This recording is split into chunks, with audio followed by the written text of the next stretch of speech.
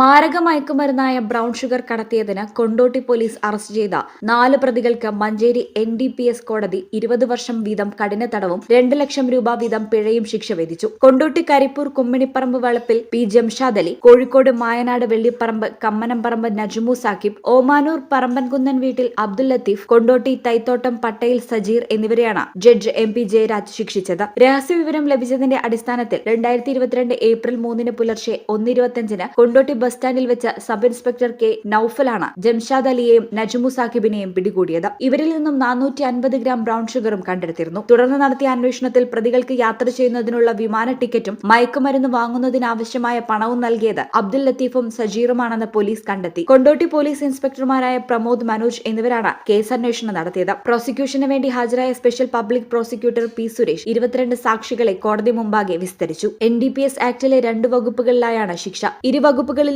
10 വർഷം വീതം കഠിന തടവ്, 1 ലക്ഷം രൂപ പിഴയടച്ചില്ലെങ്കിൽ 6 മാസത്തെ അധിക തടവ് എന്നിങ്ങനെയാണ് ശിക്ഷ. ജാമ്യത്തിലിറങ്ങിയ പ്രതികളിൽ 2ാം പ്രതി വിചാരണയ്ക്ക് ഹാജരായെങ്കിലും വിധി വരുന്നതിനു മുമ്പേ മുങ്ങി. ഇയാൾക്കെതിരെ കോടതി വാറന്റ് പുറപ്പെടുവിച്ചു. അവശേഷിക്കുന്നവരെ ശിക്ഷ അനുഭവിക്കുന്നതിനായി തവനൂർ സെൻട്രൽ ജയിലിലേക്ക് അയച്ചു.